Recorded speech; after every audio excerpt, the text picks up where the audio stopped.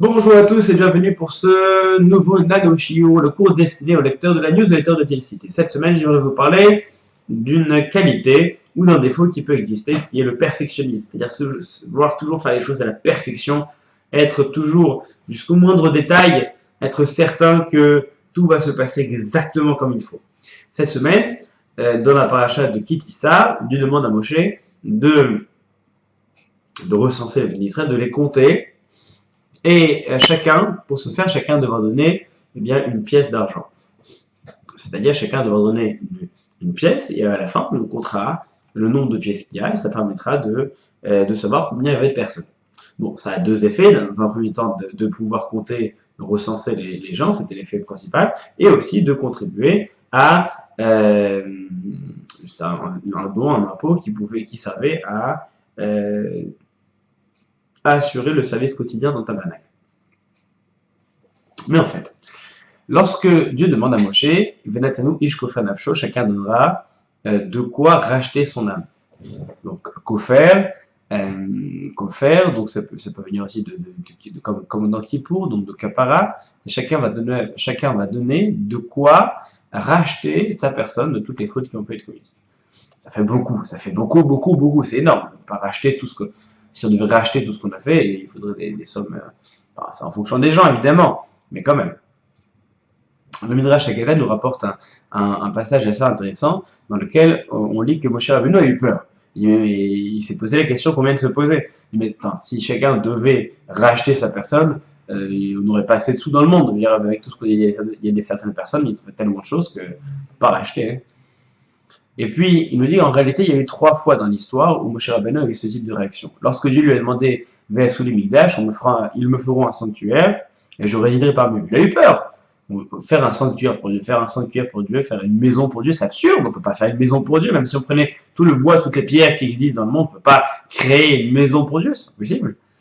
Ensuite, lorsque Dieu lui a dit Et Korbani Nachmi, donc mes sacrifices, mon pain, de Moshe Rabbeinu, il dit quoi? On va donner à manger à Dieu, mais c'est pas possible, on peut pas manger, on peut pas donner à manger à Dieu, c'est absurde, on peut pas donner, même si on donnait tous les animaux qu'on avait, enfin, toute la végétation du monde, c'est absurde, on peut pas donner à manger.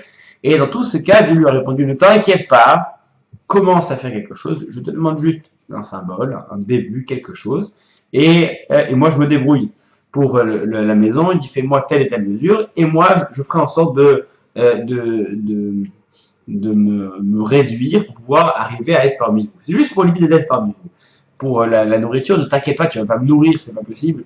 Mais voilà, ce que je te demande, c'est de faire un le matin, un le soir, tous les jours, et ce sera juste un symbole pour que je puisse profiter de l'intention que vous avez. C'est-à-dire, le sacrifice, le korban, c'était chacun faisait des sacrifices, et puis Dieu ne profitait pas du méchoui, évidemment, il profitait donc du fait que la personne avait voulu donner quelque chose. L'intention de faire quelque chose, déjà ça compte. Et enfin, pour le rachat de la personne, c'est pareil. Donc, il ne s'agit pas de racheter la personne, c'est simplement commencer en donnant quelque chose. Et en réalité, peut-être que c'est ça. Le perfectionnisme, c'est bien. C'est-à-dire le perfectionnisme, lorsqu'une personne, on lui confie une tâche et qu'elle veut le faire à la perfection, eh bien, ça fonctionne bien, tant mieux, et elle veut se donner au maximum, c'est bien.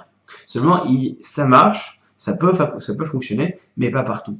Dès l'instant qu'on touche à de l'humain, dès l'instant qu'on touche à des relations humaines, le perfectionnisme, ça n'existe pas. On ne peut pas être un mari parfait, on ne peut pas être une femme parfaite, on ne peut pas être un enfant parfait, on ne peut pas être un ami parfait. On ne peut pas être un parent parfait. On ne peut pas être un cousin parfait. On ne peut pas être parfait dans les relations humaines, c'est impossible. Par exemple, 2 personnes qui se disputent et ensuite ils se sont disputés, qu'est-ce qui va faire le premier pas, tout ça. Et puis il se dit, pour bien faire les choses, il faudrait que je le fasse comme ça. Mais c'est difficile. C'est vrai que pour bien faire les choses, il faudrait que je l'appelle et que je lui souhaite un anniversaire. Mais c'est difficile, et il faudrait que je fasse ça, et après, alors c'est pas tout parce que je vais l'appeler, d'accord, mais il va falloir que je m'excuse pour ça, mais entre temps, j'ai appelé l'autre cousine et je lui ai raconté ça, il va falloir que je m'excuse pour ça, il va falloir que je lui fasse ça, il faut que je lui dise ça, et ensuite je dois lui faire un cadeau, je dois bien son anniversaire, bref. Et si on veut être perfectionniste, ça n'en finit pas. Et en fait, c'est ça l'idée, c'est que dès l'instant qu'on veut toucher à l'humain, alors, Peut-être que cette idée de dire que faites-moi une maison et moi je résiderai parmi vous, donnez-moi un sacrifice et moi je considérerai comme si vous m'aviez nourri, rachetez votre personne en une pièce, toutes ces idées-là, ça veut dire que à un moment donné, il faut commencer. C'est-à-dire que là, évidemment, il ne s'agit pas de construire une maison pour Dieu, il s'agit de construire quelque chose. Il ne s'agit pas de donner à manger, il s'agit de donner quelque chose. Il s'agit de donner une pièce. Eh bien, c'est pareil dans toutes les relations qu'on a.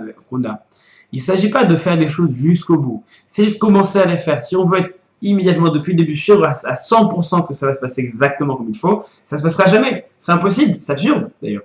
C'est le concept même des relations humaines, c'est pas possible. On peut pas imaginer à 100% exactement comment ça va se passer. On peut espérer que ça se passe. Mais dans tous les cas, si on veut que les choses avancent, il faut à un moment donné commencer à faire quelque chose. Il faut commencer à construire. Une personne, par exemple, qui n'a pas été à la synagogue depuis 30 ans, et là, il se dit, bon, si je reviens, enfin, je me lève des filines, il va falloir que je fasse ça, et la cache c'est compliqué, et le Shabbat, je suis pas prêt, et ensuite, quand je vais revenir, bon, on va me demander où j'étais, je vais devoir subir la pression et la honte, tout ça. C'est sûr que si on imagine et on essaye de prévoir toutes les possibilités, rien ne se passera. Et à un moment donné, il faut commencer à faire un petit peu, à faire quelque chose, à faire une maison, à faire un petit truc. Et puis à partir de là, on va construire quelque chose d'énorme. Parce que ce qui compte autant dans le tabernacle de Dieu, autant dans les sacrifices, ça n'a jamais été la pierre ou le sacrifice. Ça a toujours été l'intention de vouloir faire quelque chose de bien. Ce que Dieu demande, ce que Dieu exige, c'est l'intention. Dès l'instant que l'intention y est, eh bien, c'est toute la construction qui se passe à l'extérieur du physique, c'est-à-dire tout ce qui entoure, tout ce qui se dégage de cette volonté de faire, qui est perçue, et c'est sur elle qu'on construit. Eh bien, c'est cela que Dieu demande, Ish kofer nafsho, chacun rachètera son âme, avec cette petite pièce. Cette petite pièce ne sert à rien, mais en donnant cette pièce-là, je vais commencer à revenir, je vais commencer à vouloir commencer à me racheter. Dès l'instant que j'ai commencé, eh bien, ça continue, et c'est un premier pas pour la suite. C'est pour ça qu'on exige une petite pièce, et ensuite, à partir de là, tout le reste suivra. Shabbat shalom.